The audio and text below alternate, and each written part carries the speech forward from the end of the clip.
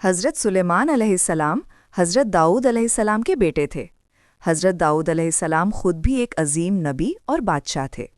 اللہ تعالیٰ نے انہیں زبور عطا فرمائی اور ان کی آواز میں ایسی تاثیر دی کہ پہاڑ اور پرندے بھی ان کے ساتھ تسبیح کرتے تھے۔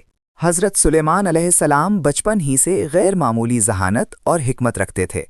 قرآن مجید میں ایک واقعہ آتا ہے کہ ایک کھیت کے نقصان کے معاملے میں حضرت داؤد علیہ السلام نے ایک فیصلہ دیا، لیکن حضرت سلیمان علیہ السلام نے اس سے بہتر اور زیادہ انصاف پر مبنی فیصلہ پیش کیا۔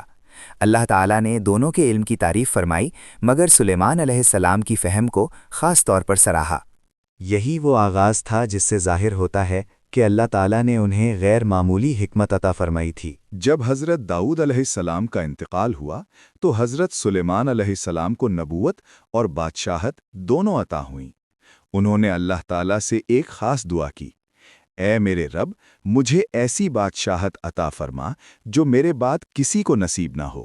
اللہ تعالیٰ نے ان کی دعا قبول فرمائی اور انہیں ایسی سلطنت دی جو پوری تاریخ میں بے مثال تھی۔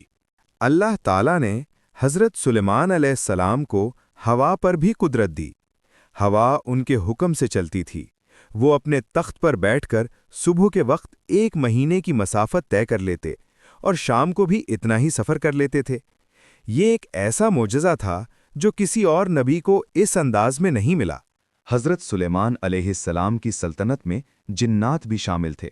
اللہ تعالیٰ نے انہیں حکم دیا تھا کہ وہ سلیمان علیہ السلام کی اطاعت کریں۔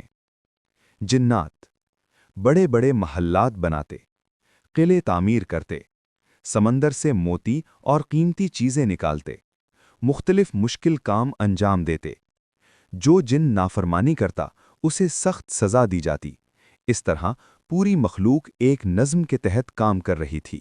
اللہ تعالیٰ نے حضرت سلیمان علیہ السلام کو ایک اور عظیم نعمت عطا فرمائی۔ وہ پرندوں اور جانوروں کی زبان سمجھتے تھے۔ یہ صرف سمجھنا ہی نہیں تھا، بلکہ وہ ان سے بات بھی کر سکتے تھے اور انہیں حکم بھی دے سکتے تھے۔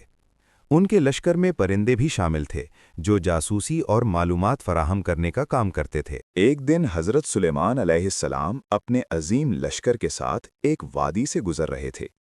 اس لشکر میں انسان، جنات اور پرندے سب شامل تھے۔ اسی دوران ایک چیونٹی نے دوسری چیونٹیوں سے کہا، اے چیونٹیوں، اپنے بلوں میں داخل ہو جاؤ، کہیں ایسا نہ ہو کہ سلیمان اور اس کا لشکر تمہیں کچل دے اور انہیں خبر بھی نہ ہو۔ حضرت سلیمان علیہ السلام نے یہ بات سن لی۔ وہ مسکرا دیے اور فوراً اللہ تعالیٰ کا شکر ادا کیا، اے میرے رب، مجھے توفیق دے کہ میں تیری نعمتوں کا شکر ادا کروں۔ یہ واقعہ ظاہر کرتا ہے کہ اتنی عظیم طاقت کے باوجود وہ کتنے عاجز اور شکر گزار تھے۔